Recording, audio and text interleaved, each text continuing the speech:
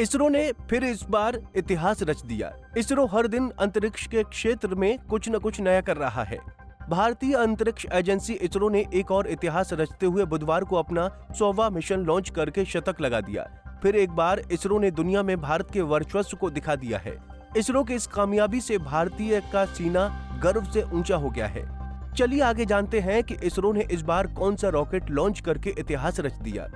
दरअसल भारतीय अंतरिक्ष एजेंसी यानी इसरो ने बुधवार सुबह 6:23 पर आंध्र प्रदेश के श्रीहरिकोटा के सतीश धवन अंतरिक्ष केंद्र से GSLV F-15 रॉकेट से नेविगेशन सैटेलाइट NVS-02 की सफल लॉन्चिंग की। ये इसरो के नए अध्यक्ष वी नारायणन का पहला मिशन था, जिन्होंने 13 जनवरी 2025 को कार्यभार संभाला था। वहीं इसरो का इस साल का ये पहला मिशन था। इससे पहले इसरो 30 दिसंबर 2024 को एक अंतरिक्ष डॉकिंग प्रयोग को सफलतापूर्वक लॉन्च किया था, जो एजेंसी का 99वां मिशन था। बता दें कि सुबह 6:23 पर GSLV F-15 रॉकेट से NVS-02 मिशन लॉन्च किया गया। GSLV F-15 की 17वीं उड़ान है। NVS-02 उपग्रह है, जो नाविक उपग्रह प्रणाली का हिस्सा है।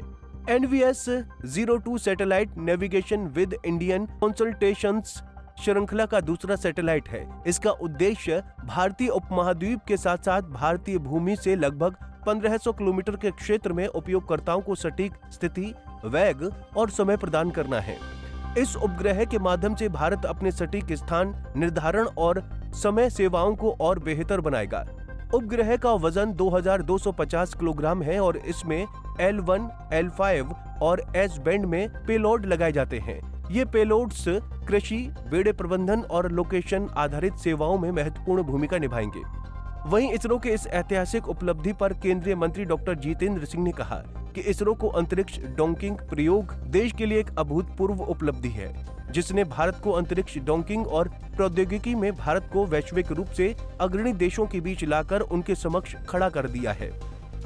Milestone, the 100th launch from Sriharikota. That makes each one of us, every Indian, prouder.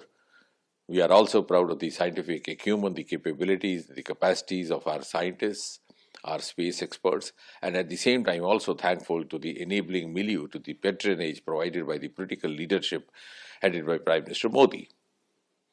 And while we celebrate the 100th launch from Sriharikota, it's important to share with the audience how this has been made possible and how this has happened in rapid strides in the last few years. Our statistics bear out, figures bear out, evidence bears out that there has been a quantum leap since 2014 after Prime Minister Modi came in. And this quantum leap has been both in the terms of the development of the infrastructure and also in the terms of the investment. ये प्रक्षेपण इसरो के नए अध्यक्ष we Narayan के नेतृत्व में हुआ, जिन्होंने 13 जनवरी 2025 को कार्यभार संभाला था।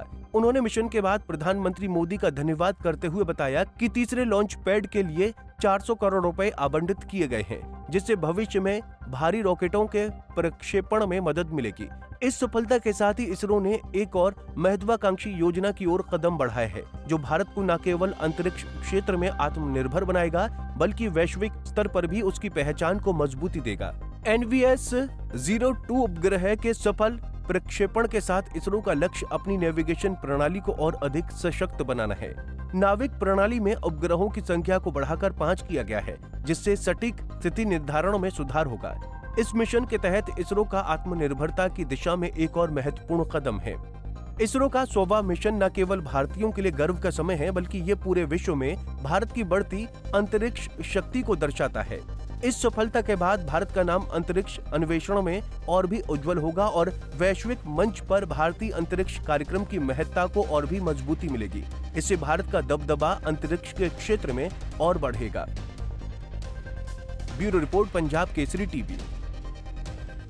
हमसे जुड़े रहने के लिए हमारे YouTube चैनल को सब्सक्राइब करें और नई वीडियो की नोटिफिकेशन के लिए बेल आइकॉन को दबाएं।